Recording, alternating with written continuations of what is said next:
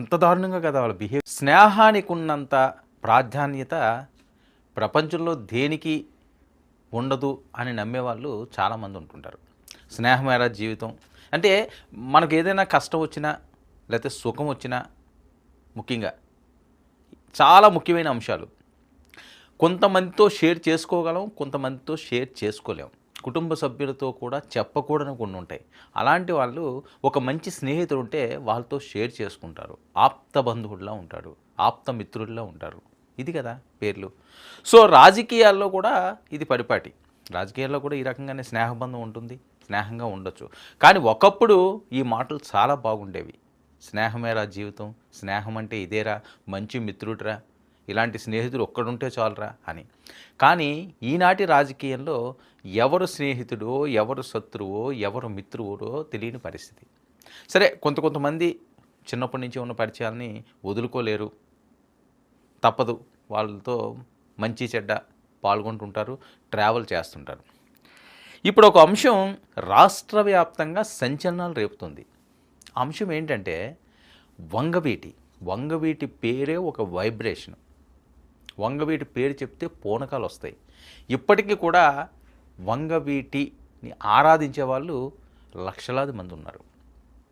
ఎప్పుడు వంగవీటి రంగా గారు అంటే ఆ బ్రాండ్ అలా ఉండిపోయింది. ఒక్కొక్క బ్రాండ్ ఆ రకంగా ఉంటుంటుంది. సో ఆ సామాజిక వర్గానికి వంగవీటి గారు అంటే ఒక దేవుడితో సమానంలా చూస్తుంటారు. మరి ఆయన వారసుడు రాధా గారు రాజకీయ పరంగా చెప్పుకోవాలంటే రంగా గారి లెగసీ అయితే రాధా గారికి రాలేదనే చెప్పాలి. రాజకీయ పరంగా కూడా ఆయన అప్ అండ్ డౌన్స్ చూస్తూనే ఉన్నారు. సౌమ్యుడు, మంచివాడు. సో అందరూ ఒక రకంగా ఉండాలని లేదు, అన్ని తరాలు ఒక రకంగా ఉండాలని లేదు. అప్పటి తరంలో ఆ రోజుల్లో రంగా గారు అగ్రెసివ్గా ఉండేవారు. ఏదైనా కష్టం వస్తే ఆయన ముందు నిలబడేవాడు. ప్రాణత్యాగాలకు కూడా వెనకాడేవాడు కాదు. అంత ధైర్యంగా ఉండేవాడు. అంత గుండె ధైర్యం ఉన్నవాళ్ళు చాలా తక్కువ మంది ఉంటారండి. సో ఆ గుండె ధైర్యంలో మొదటి వరుసలో ఆయన ఉండేవాడు.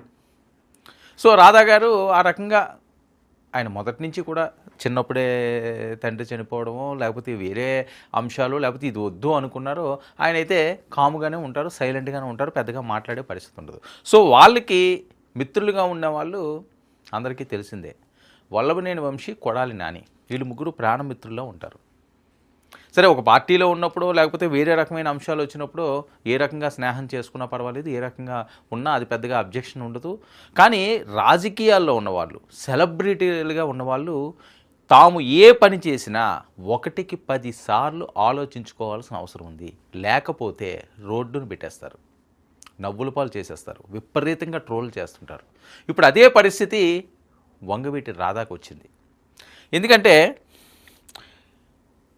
రాధా గారితో ఇదిగో ఇక్కడ చూడండి చాలామంది కలిశారు. ఆయన ఫంక్షను, వాళ్ళ కుమార్తె గారాల పట్టి, ఆమె ఉయ్యాల వేడుకలో ఎంతోమంది వచ్చారు. అందులో ఈయన చూడండి, నాని గారు. ఆయన ఇదిగో ఇక్కడ మనం ఇమేజ్లు చూస్తున్నారా. ఇది ఇప్పుడు రాష్ట్ర వ్యాప్తంగా ట్రోల్ అవుతుంది. ఎందుకు అవుతుంది అంటే ఆయన ఫంక్షన్ చేసుకున్నారు, వంగవీటి కుటుంబంలోకి వారసురాలు వచ్చింది, చాలా ఆనందంగా ఉన్నారు.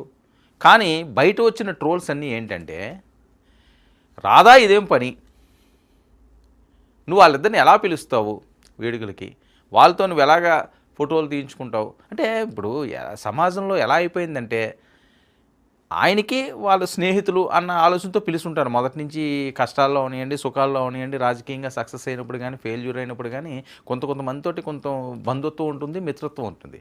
ఆ మిత్రత్వమే ఇప్పుడు వీళ్ళకి పనిచేసిందేమో. కానీ